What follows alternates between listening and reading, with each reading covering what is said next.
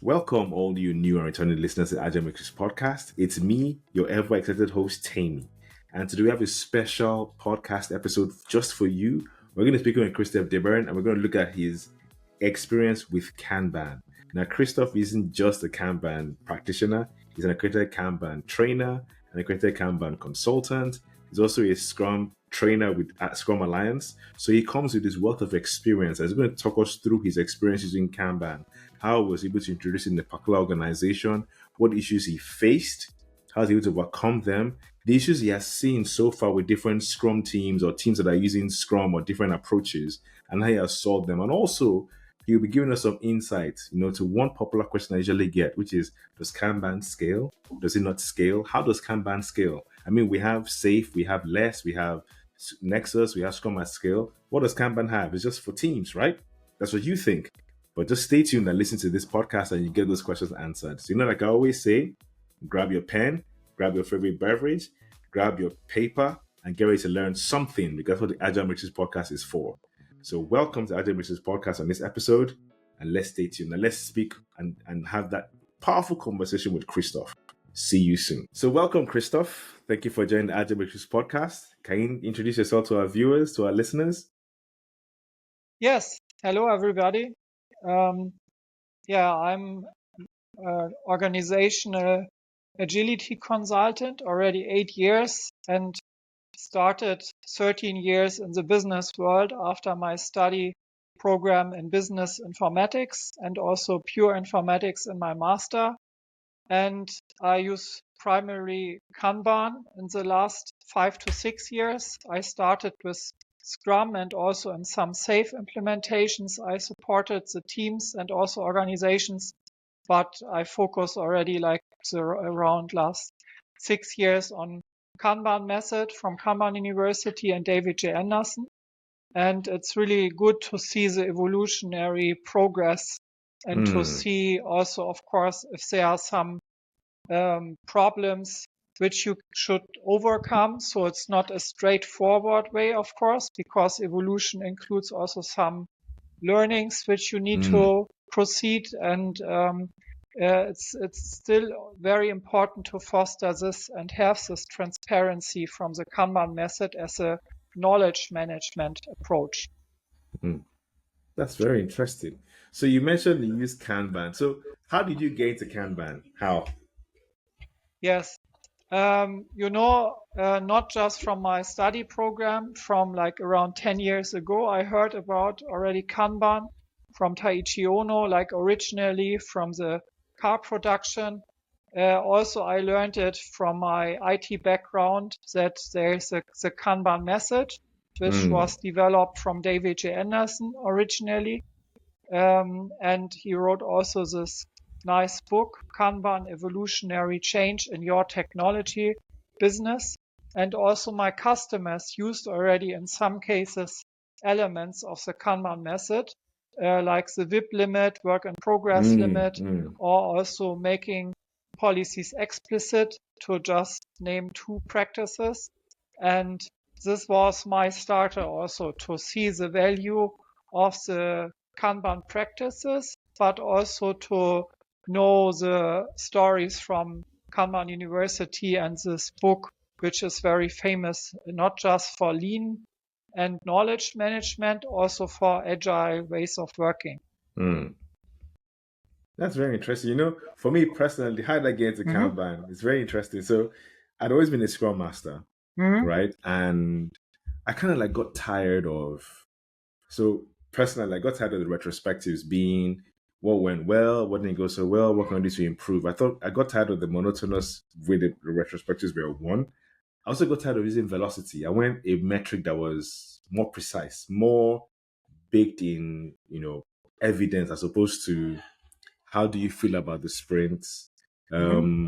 What you look at velocity as the only metric to use to measure how well the sprint was. So when I heard about Kanban and I heard about flow metrics, I was like, okay, let me experiment with this. When I went for my first training course, when I came out of there, I was like, yes, this is it, finally. And interestingly for me, using the flow metrics, using cycle time, throughput, and focusing on those metrics, and like you said about the practices, In about 2 months, I was able to increase my team's efficiency, effectiveness, and reliability by 400%. Wow. Our throughput went up 400%. Our cycle time came down, as in, and just in 2 months, I mean, I was known in that company as the Kanban guy because I was buzzing with Kanban everywhere I went because it works. Mm-hmm. You see, it works simple. And the funny thing about it that I love is like you say the training courses, stuff you can implement the next day at work. You don't need any management buy-in to introduce quick limits. You don't need management buy-in to have explicit policies. You don't need management buy-in for your visualization to be proper. You have to have the entry criteria, the first column being delineated properly, whip limits displayed. You don't need anyone to sign up for that. You can do it locally as a scrum master. So I love it very much for that. I agree, and this is also already evolutionary in my eyes. I also I changed the job like 4 years ago, and around 3 years ago I introduced also my boss to the Kanban method because he asked me how do you work and what do you do with your customers, and he said, "Oh, this looks so easy, like to measure throughput, to see how's the cycle time going." I said, "Yes, but do you do that in your work?"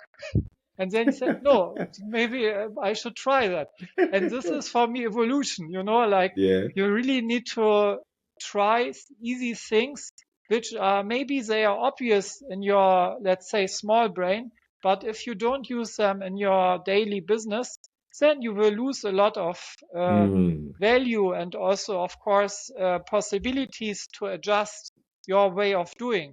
And this is, as I already said at the beginning, from my experience, also one of the biggest values, that we have the transparency by visualization and also the customer feedback. Of course, as you said, you got good feedback, outcome-driven results. It's not just about the measurement and the visualization. It's also about a better way how to communicate by the visualization of the current state. So the expectation of my customers is not that it's always going straight forward. I also point this out at the beginning. If I make a coaching contract with them for Kanban coaching and in general coaching, we will have some things which will not work usually because this is nature of life, but we will see them much faster than in any other approach which we use. Even Scrum, if you have a 4-week sprint, for example, maybe some teams have 2 or 3 weeks. Usually they don't have 1-week sprints, which is also possible, but they will see much later the problems, especially from the throughput and the quality. I don't want to say that Scrum is not a good approach. I just want to say you see it with Kanban faster. You can support also Scrum teams with Kanban. Yeah. True. Very true. So I have a question here. So how was your first Kanban? And I use the word implementation very lightly. Obviously, we know we introduce Kanban, we don't implement. But how was your first introduction? What was the response like? Yeah, usually I try even not to highlight that I use a specific method, but it should be, of course, evolutionary. In the case of my first implementation, still I saw it makes sense to have some basic understanding of the work, like the method where we work with, and also the visualization of the work and the Kanban terminology in a very easy way. So I used the strategy to have a 1-day training and workshop, which had already practical elements to point out the problems which the team had. Like it was at first on a team basis, as you also pointed out for a Scrum team, for example. And then, of course, later projects, but I focus now on this first project, they were also more than one team or even a whole service network. But this first team, it was kind of a team Kanban practitioner course for 1 day, where they already see value in the practices and also a gamified way, like training from the back of the room is also part of the team Kanban practitioner training. So it was very engaging for them and evolutionary to understand how is it going. And I also like the flow understanding in this case. So for example, I like to use also the Twig game, like the work in progress game from Klaus Leopold, which is also online, because it enables in a very fast and easy way how you can focus as a team on bottlenecks, on maybe in general problems, and also the understanding that you can swarm on specific blockers together, not just with one person from one skill, also maybe different skills work together to foster the flow of work. And that's very powerful. I mean, as simple as that is, the fact that it allows the team to collaborate to solve problems. That is powerful. Because I just finished a conversation with someone, and that's one of the issues that he faces with his team, which is they are a team, in quotes, but they would rather work on their part of the item and leave the rest together. So they don't have the instinctive desire to swarm. You see? So yeah, that's very powerful. I agree. So yeah, because when you look at it, like you said, you gamified it with the simulation. So they actually practice it there. So that means, from what I'm hearing now, that means when you then said, okay, let's do this at work, you could say, like we did in the simulation, very easy backdoor for them to actually understand that it is possible, it's doable that way. It's possible because what they learn should be like an experience, of course, like a positive experience. So if they remember that it was fun to use Kanban also and to use in general good practices, then they will do it also in their life and next day even. So of course it's important that you have somebody at the beginning who helps them. Maybe if they have, again, problems to use something, even if they try to use it, for example, in their tool, if they have some things to cover in Jira or other tools, business map. But these are other questions. At first, it's important that they have the mindset or develop a mindset to focus and to foster flow. And as you said, also many Scrum teams, and also Jeff Sutherland, for example, says this often, many Scrum teams are very individual workers. They are called Scrum teams, but they don't celebrate Scrum. For example, I like from Günther Verheyen, he is a professional Scrum Trainer from Scrum Org. The Scrum caretaker. Yeah. Excuse me? It comes out the Scrum caretaker. Yeah, and right, I like that. And he says Scrum is more about behavior rather than a process. So it's a framework, they say, in general, but of course there's also a process connected. But at the end, it's about behavior. So the framework should help you to focus and to collaborate. And many Scrum teams are not very good in that. And the Kanban method can help here with practices, like to visualize the work in an appropriate way and to measure, as you say, the throughput and also the cycle time. So it's not rocket science at the beginning for one team approach, but it's a first step to foster transparency and trust, and also accelerate, like the teams just become faster. And this is a problem in many Scrum teams, that they just try to follow the basic framework without visualizing their knowledge work in a way that the people also get value out of it. For example, I like also in Kanban the exit criteria. Maybe you just have not one definition of done for the increment.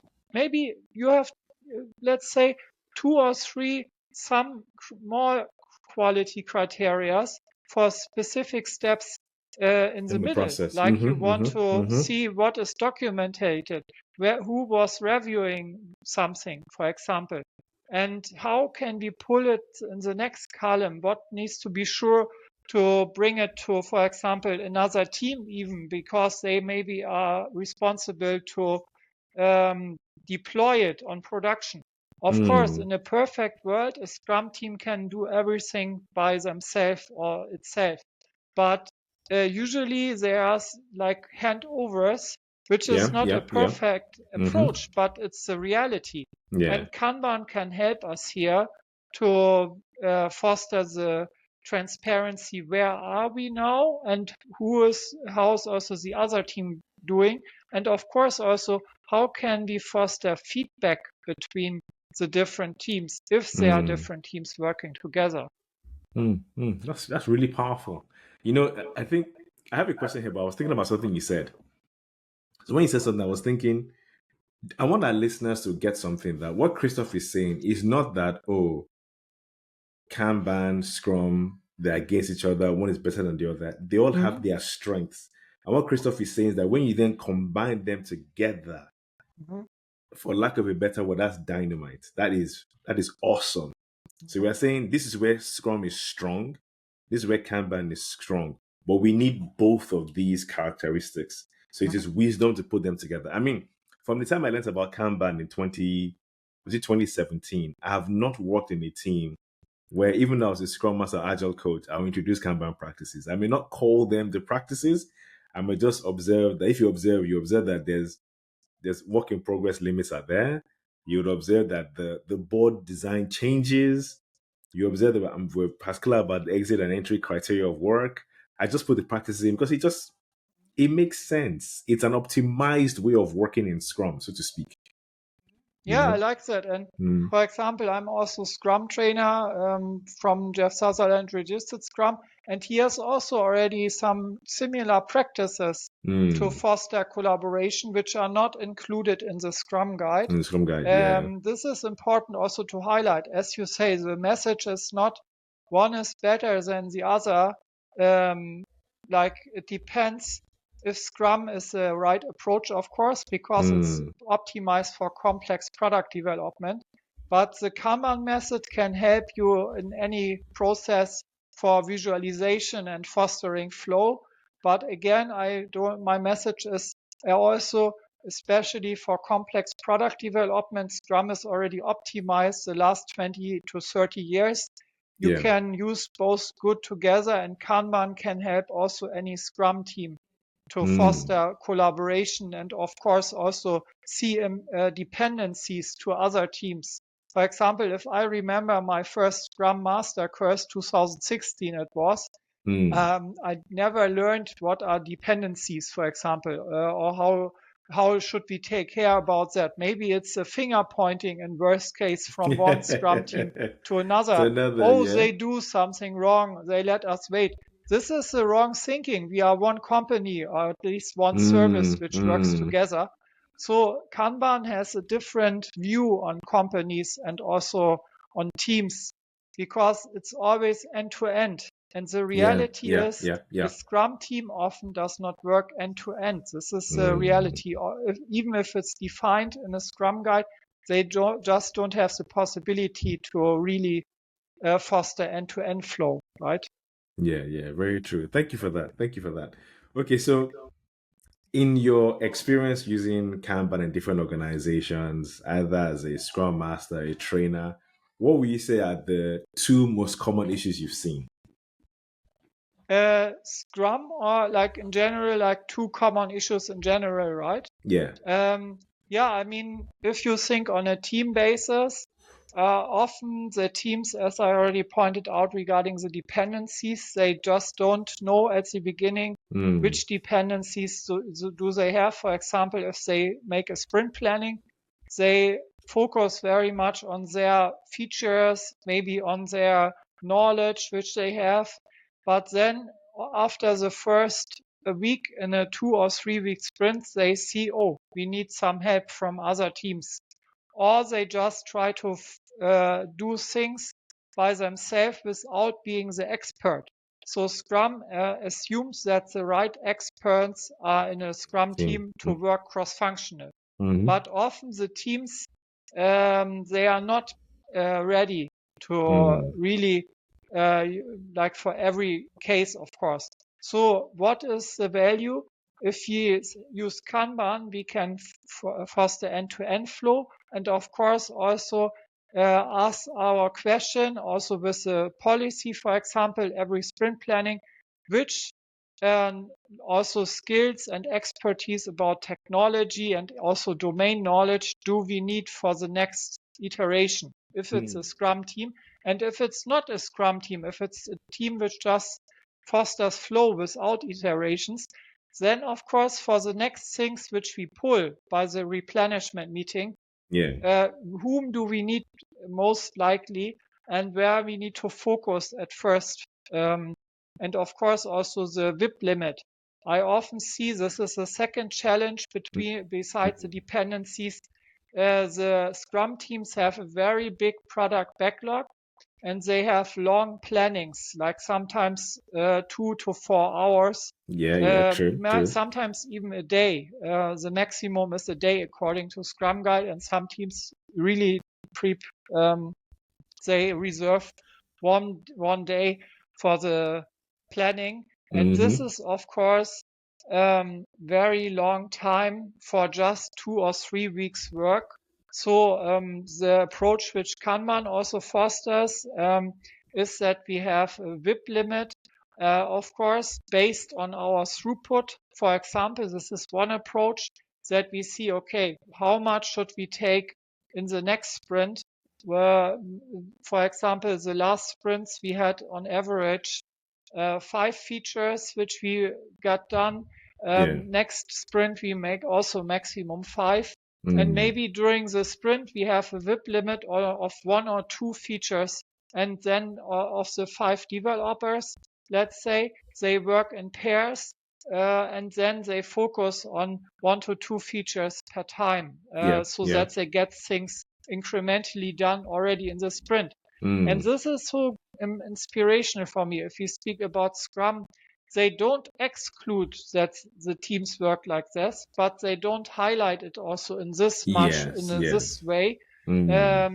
It's of course a good practice, and also if you would ask Jeff Sutherland, he would say, yeah, let's do it like this. But the problem is many teams don't learn it from the originators. And it's so helpful to have this Kanban knowledge, because also the Scrum Masters, they don't get this message and this knowledge always. So the problem is many Scrum teams have a big problem to get things done, besides the dependencies, which are often also not clear in this one team approach, because Scrum is just based on a one team approach, maximum 10 people. And they say, the team plans they plan for themselves. Maybe they invite somebody, but often it's the reality. They just plan by themselves. Maybe there's a customer, maybe not. But the problem is just the end-to-end flow is not good. It's not highlighted as a requirement. Whereas Kanban, we look at the network of services, right? We look at the end-to-end, upstream, downstream. We look at everything, how to optimize the flow of value across. Whereas by default, the Scrum team is looking at how to analyze, to design, to build, to test, to deploy. That's it. And I think there's one thing they said that is really powerful, which is when you look at the default text, the background text isn't written there. Even though if I just speak to any of the people like Jeff or Ken, they would say that's a good practice to do. You should do that. But so that means if any Scrum Master was to sit down to read the text alone, it won't come up. And that's why I usually tell people that as a Scrum Master, there's a podcast episode that I did. I compared the Scrum Master to Batman.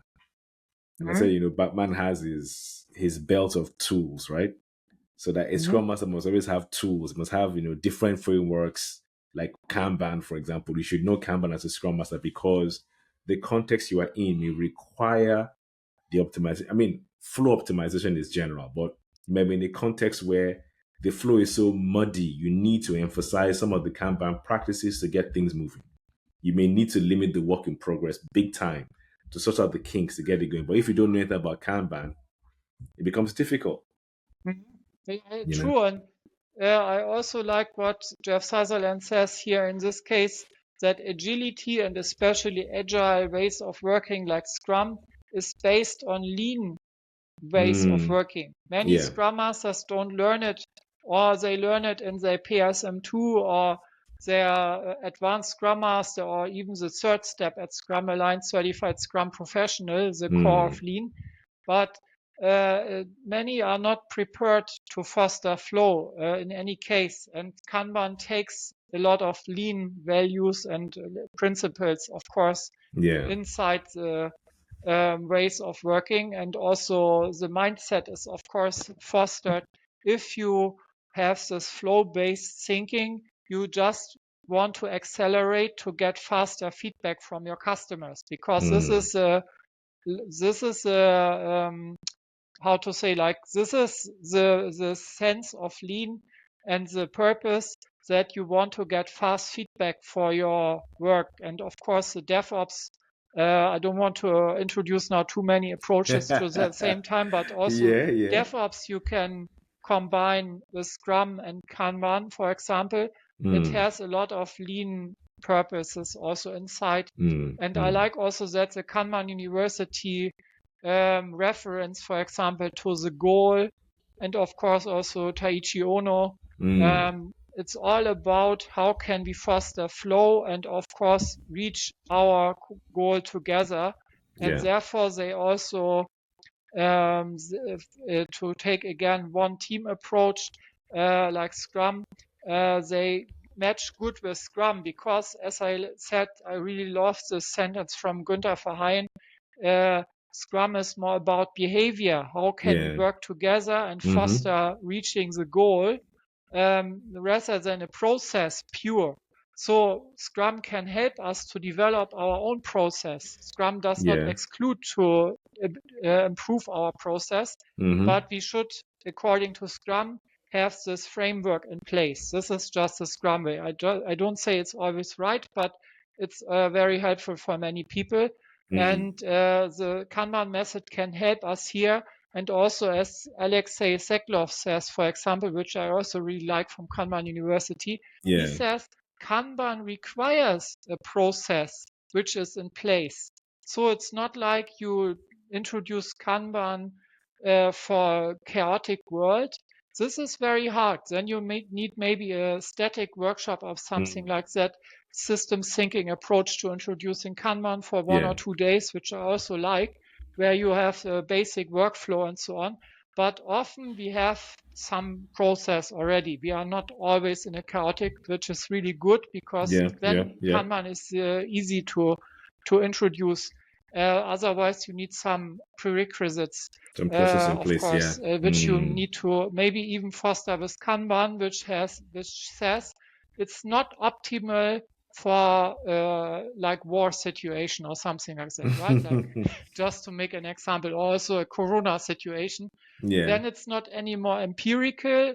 Then you have the knowledge maybe transparent, but you cannot adapt so good.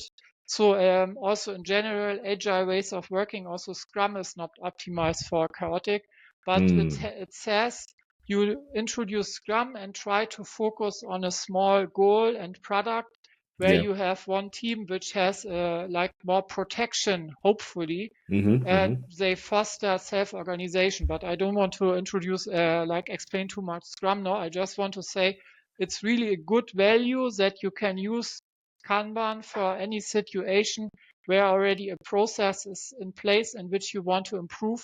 Therefore, it's also good matching with Scrum or project environments. Yeah, it's very true. I think one thing that I said that I want people to ensure that they get is that Kanban, if you have Scrum or if you have a process in place, Kanban is actually designed to improve what you have in place already. So you can introduce Kanban to improve what you have on ground. So that even adds to the point where if as a Scrum Master, you understand Kanban, you can introduce Kanban practices to optimize your Scrum experience. I like that. Yeah, and also my mentor, for example, for my accredited Kanban consultant, she said, appreciate what's there.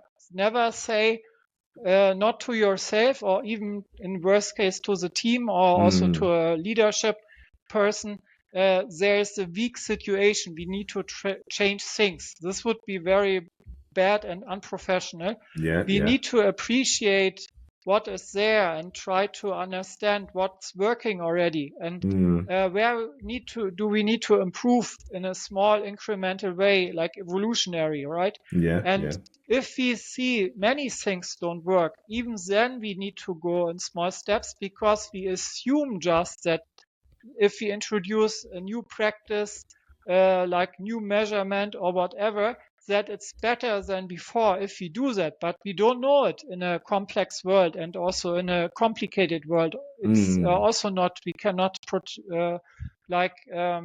see in the future. And I want to say, this is also very helpful for me to use the Kanban method, not just in Scrum teams, also in project environments with more than one service, that we really approach the services and also the leadership persons with this incremental approach, where we really can foster transparency.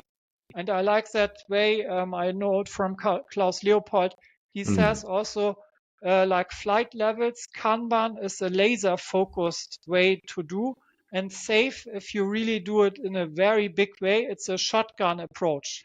So it's a very hard saying, but it's really true. If you want to train 1,000 or 100,000 people, it's a very huge effort, and you try to make the people happy with training, or also, of course, educate them and make them fit for safe, but they lose customer focus. And at the end, it's about the customer value. Yes. And therefore, it's much better to use a laser rather than a shotgun, right? Yeah. Klaus is he's a funny kind of guy. Yeah, he's really, approach. I like him, yeah. Yeah. I've been trying to see if Klaus will come to the UK. I spoke to him some years ago, and he was like, no, that he doesn't do stuff in the UK. But let's fingers crossed. Hopefully, I hope so. Yeah, Klaus, if you are listening, please. The UK is looking for you. Flight levels grows, and then UK after 1 year, then he is in New Zealand, and then he is in Japan. Let's see. Yeah. So, Klaus, if you are listening, come to the UK, please. Okay, now you mentioned something that I've been trying to touch on for I'm looking for someone to actually ask. So you are a Kanban coach. Yes. Right? Now, we know that the Agile coaches. Now, I know, and I believe strongly that there's difference between a Kanban coach and an Agile coach. Do you want to give some light to that so people understand the difference? Yes. I mean, often Agile coaches are very people-focused. They try to understand the people's problems, and also, for example, how the two people interact with each other. And of course, also they try to focus on the Agile values of the Agile Manifesto, like individuals and interactions over processes and tools. Yeah. But the Kanban way is more like a systemic view. How can we foster end-to-end flow? So often Agile coaches, and I don't say that it's taught like this, I just say how the reality is according to my experience, that they lose the focus on the whole system. And the Kanban coaches, they have this at first in mind. They don't forget the people, but it's even more, how can we foster collaboration together on a workflow basis? And how can we also foster workshops where we understand our common value for the customer? Like, it's a different view just, and both can be helpful. Work together, just the way how we approach the teams and the organization where we work in is different in the most of the cases, because I know that a Scrum Master, or also in general an Agile coach without maybe even using Scrum, they maybe they run a small retrospective, like good weather, bad weather, or something like that. The sailing boat, there's an anchor in the water, what is going bad. This can be helpful, but maybe then some technical issues come up, some people problems, this person was not working well, or as a team we had some problems with another team, and then they make iterations, but they don't really hit the point. And I really like also from Mike Burrows the static workshop, which I already highlighted some Yeah. minutes before, Mm-hmm. where you really, the first retro could be about our system, like our service, which we have, and the system thinking approach to introduce Kanban. Yeah. And Kanban is just an example. It's about the system and the workflow which we want to foster and the collaboration. And we use the Kanban method, and therefore it's called static. But I want to say, to understand our current demand side, who is requesting from us what, and also to have a throughput where we know, okay, is there a balance between the demand and throughput, or do we need to balance? Do we need a commitment point, for example, where we really say, yes, we can manage that in a specific time range, 2 to 4 weeks, for example, or even 1 to 2 weeks. It depends. But I want to say it's not about perfection, Kanban. It's about evolutionary improvement and to have some metrics also inside. As you said some minutes before with the measurements, which Scrum Master knows how is the cycle time? How much did we really get done? Not story points. I really speak about valuable work, like features, right? Even user stories can also be very small. Of course, the prerequisite is from the practice side that they are valuable, but often they are not really usable. This is also the reality if they are too small.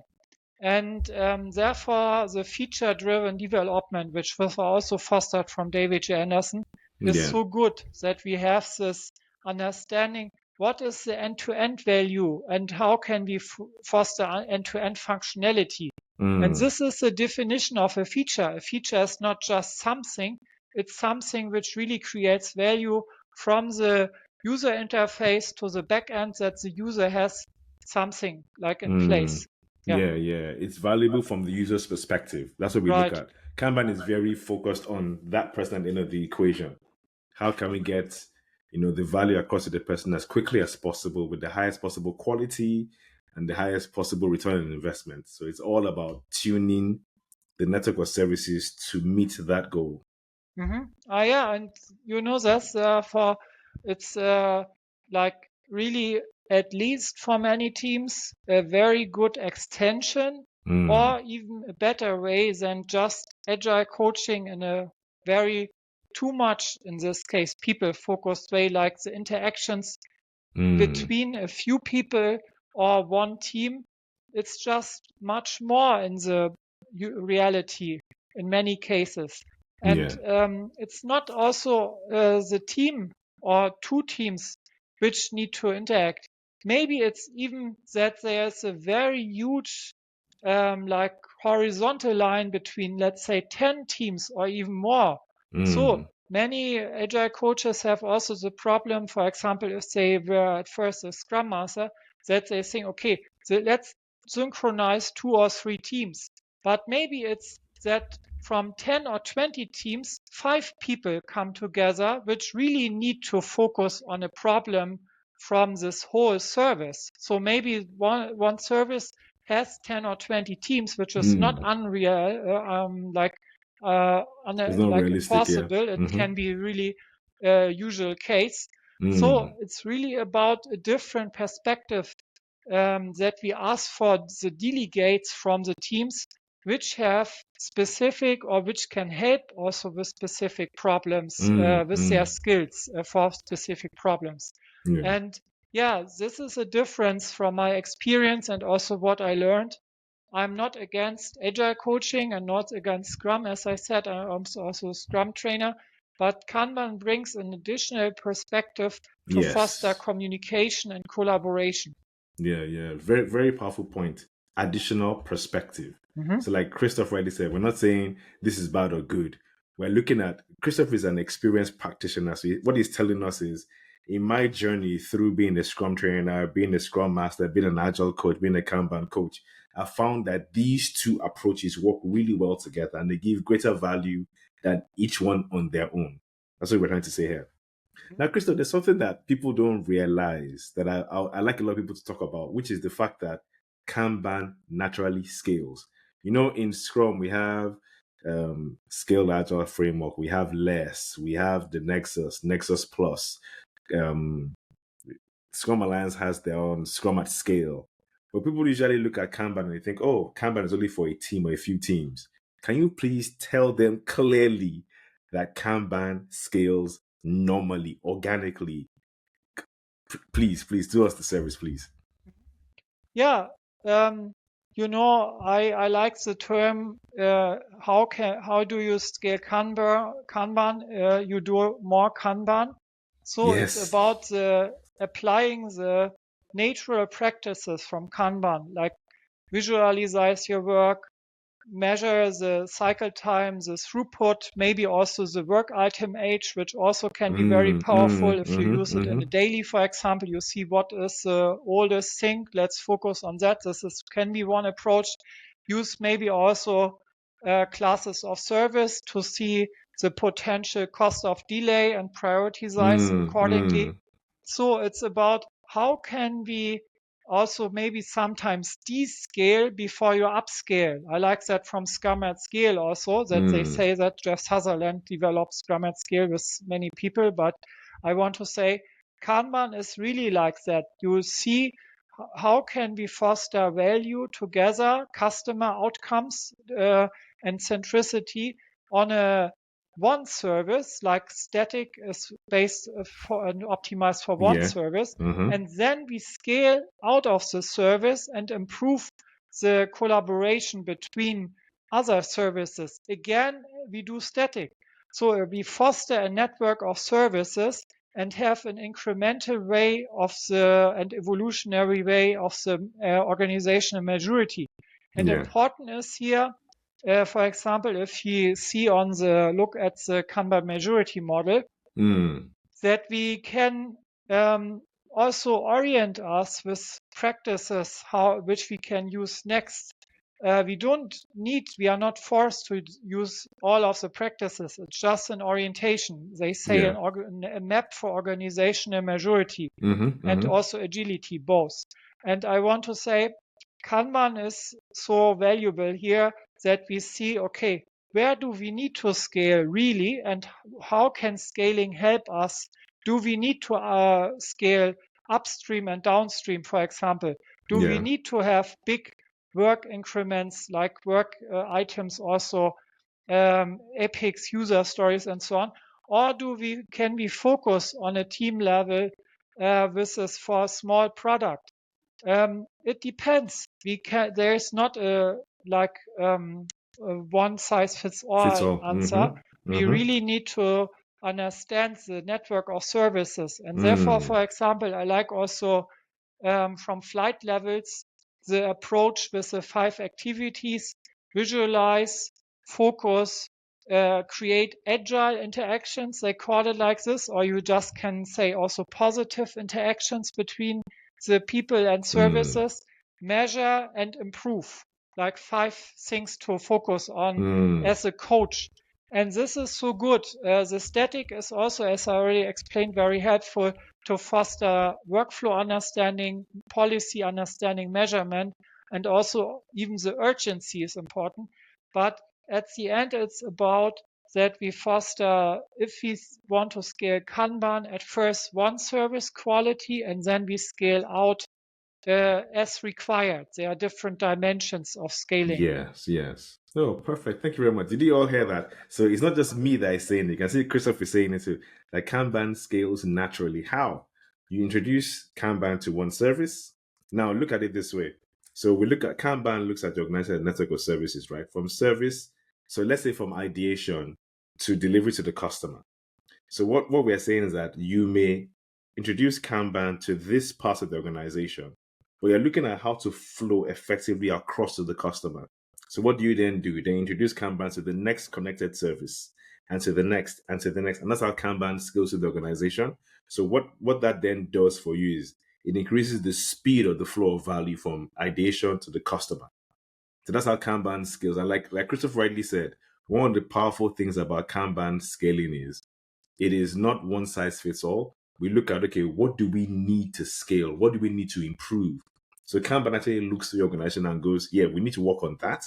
Then we introduce it there. We optimize that. Then we go to the next until we have kind of like a runway. Like that's how I describe it. When the plane hits the runway, it's going to move as fast as possible to take off. So the way Kanban looks, and like you said, gold rat, we look at the theory of constraints, right? In the system of network of services, that team might be the bottleneck. So optimize the team using Kanban, introducing Kanban to that team. You go to the next bottleneck, until it's optimized from end to end. So long and short of it, listeners, viewers, Kanban scales. Sorted. So thank you. So one last question, or two questions actually. So if there's a Scrum Master right now listening to us and hearing about Kanban, maybe potentially for the first time or never heard this much about Kanban, what would you tell the Scrum Master?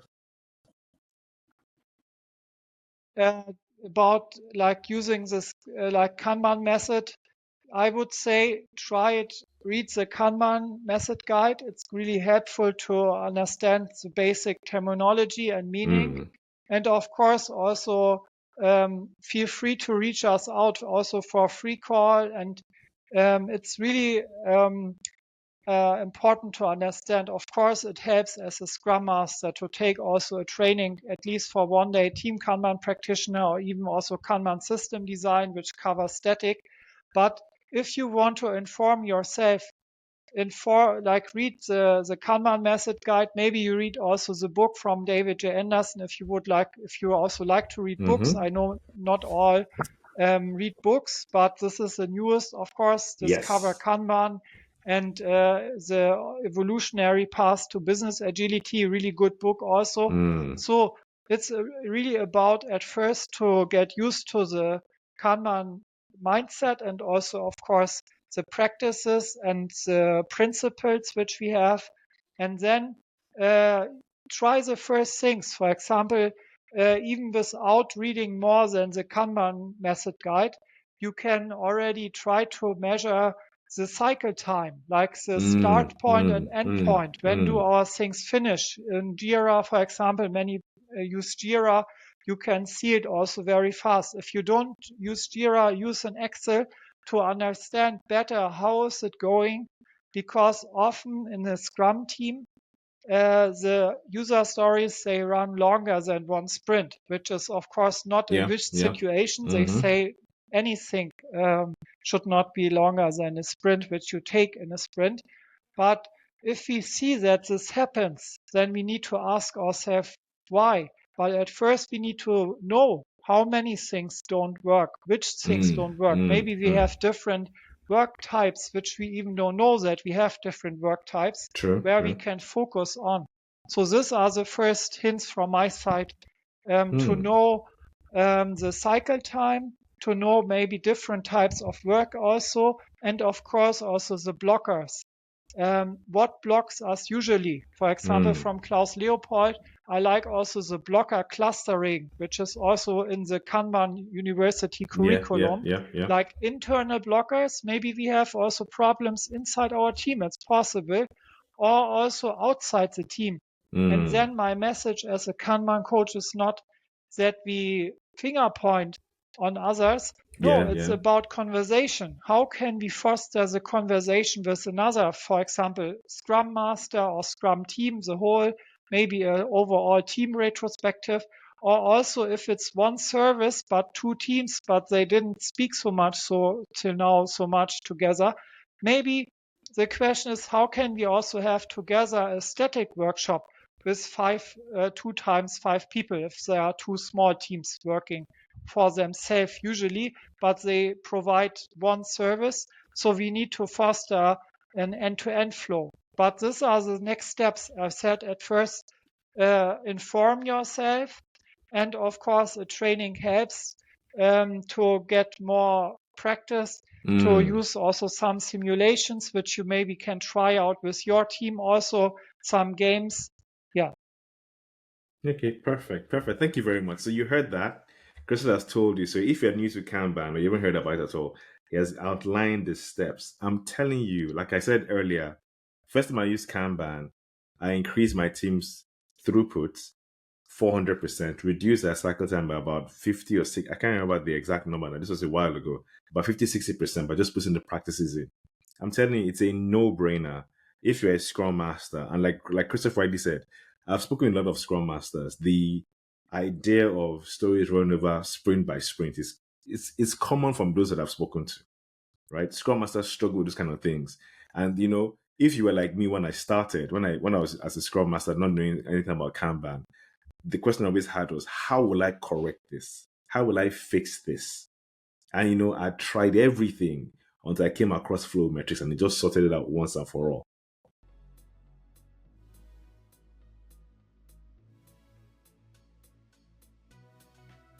So thank you very much, listeners to the Agile Matrix Podcast. We've had a conversation with Christoph looking at his journey through Kanban.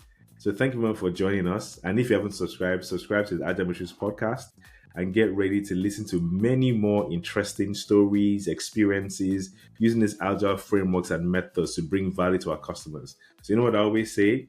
Keep learning, keep iterating, and keep winning. So thank you very much for joining the Agile Matrix Podcast, and have yourself a fantastic morning, afternoon, or evening. All the best. Thank you very much, and cheers. Bye.